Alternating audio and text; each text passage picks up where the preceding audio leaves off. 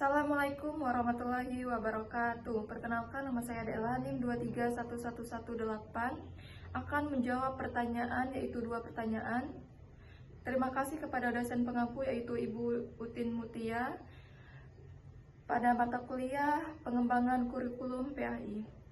Pertanyaan nomor 1 yaitu apa saja faktor penyebab pergantian kurikulum PAI di Indonesia? Lalu apakah perubahan tersebut didasarkan pada kebutuhan peserta didik atau hanya sekedar mengikuti arus kebijakan formal? Baik, perubahan kurikulum khususnya pada mata pelajaran pendidikan agama Islam pada dasarnya merupakan suatu yang wajar dan bahkan diperlukan. Hal ini karena kurikulum adalah seperangkat rencana dan pengaturan mengenai tujuan, isi, dan bahan pengajaran, serta cara yang digunakan untuk mencapai tujuan pendidikan. Seiring dengan perkembangan zaman, tentu tantangan dan kebutuhan pendidikan juga berubah.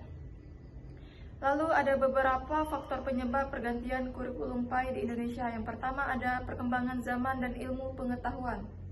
Kemajuan teknologi dan globalisasi membuat cara berpikir, belajar, dan berinteraksi peserta didik juga berubah. Oleh karena itu, kurikulum PAI harus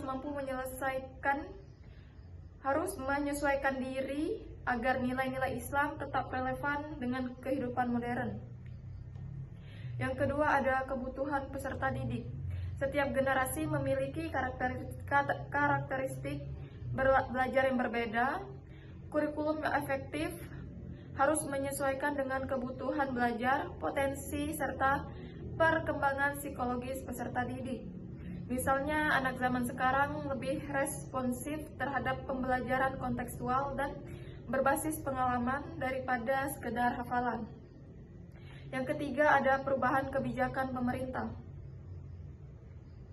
Pergantian kurikulum juga sering berkaitan dengan perubahan arah kebijakan nasional, seperti dari kurikulum 1994 ke kurikulum 2004 atau KBK, lalu ke KTSP 2006, lalu ke kurikulum 2013 hingga kurikulum Merdeka. Setiap kebijakan membawa visi baru terhadap pembangunan manusia Indonesia. Yang keempat ada tuntutan masyarakat dan dunia kerja. Masyarakat kini menuntut lulusan yang tidak hanya cerdas secara akademik tetapi juga berakhlak, mandiri, dan kreatif.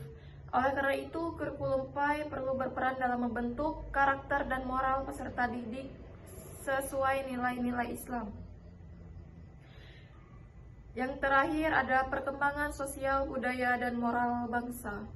Tantangan moral generasi muda semakin kompleks. Kurikulum PAI perlu terus diperbarui agar mampu menjadi solusi dalam membangun akhlak mulia, menumbuhkan sikap toleransi, serta memperkuat keimanan di tengah perubahan sosial.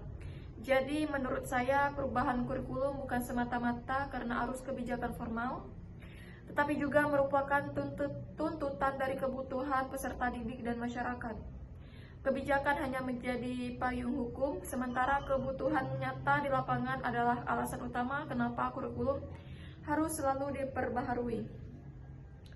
Lalu pertanyaan nomor 2. Bagaimana Anda melihat pergeseran kurikulum PAI dari yang berorientasi pada hafalan menuju kompetensi dan sekarang menekankan pengalaman belajar yang bermakna, menyenangkan, dan mendalam?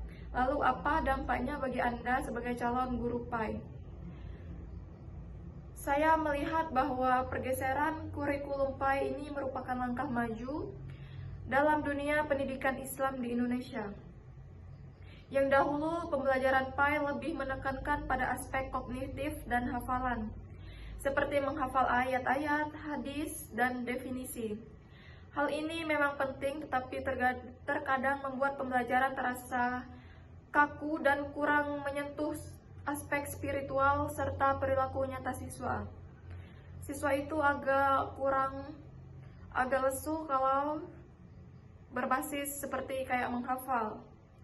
Lalu kemudian muncul kurikulum yang berorientasi pada kompetensi, yang tidak hanya menuntut siswa tahu dan hafal, tetapi juga mengaplikasikan nilai-nilai Islam dalam kehidupan sehari-hari.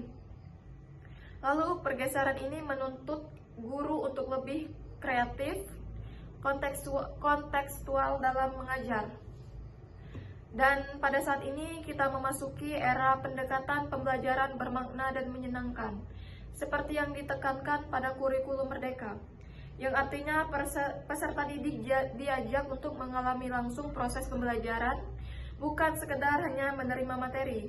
Lalu dalam pendidikan agama Islam ini bisa berupa proyek keagamaan, kegiatan sosial berbasis nilai Islam, atau pembelajaran yang dikaitkan dengan kehidupan nyata.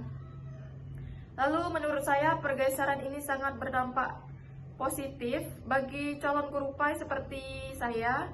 Lalu ada beberapa dampaknya. Yang pertama ada menumbuhkan kreativitas dan profesionalisme guru.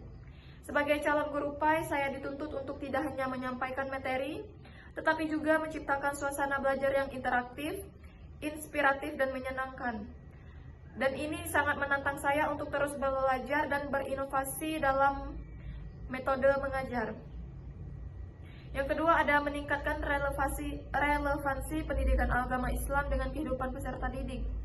Dengan pendekatan yang bermakna, pendidikan agama Islam ini menjadi pelajaran hidup yang lebih dekat dengan realitas, bukan hanya teori. Dan siswa akan lebih mudah memahami bahwa ajaran Islam dapat diterapkan dalam berbagai aspek kehidupan.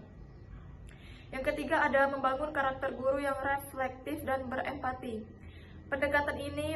Pendekatan baru ini mengharuskan guru memahami karakter setiap siswa. Sebagai calon guru, saya belajar bahwa tugas guru bukan hanya mentransfer ilmu, tetapi juga membimbing hati dan perilaku. Yang keempat ada meneguhkan peran guru sebagai teladan.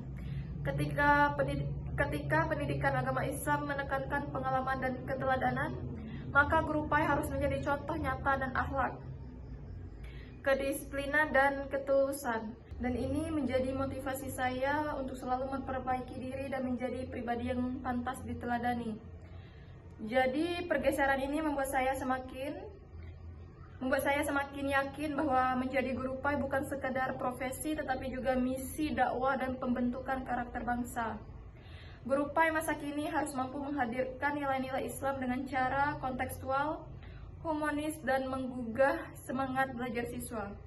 Demikian jawaban dari saya. Semoga penjelasan ini dapat memberikan gambaran bahwa perubahan kurikulum PAI adalah proses yang dinamis, dan sebagai calon guru kita harus siap beradaptasi sebagai menjadi agen perubahan dalam dunia pendidikan.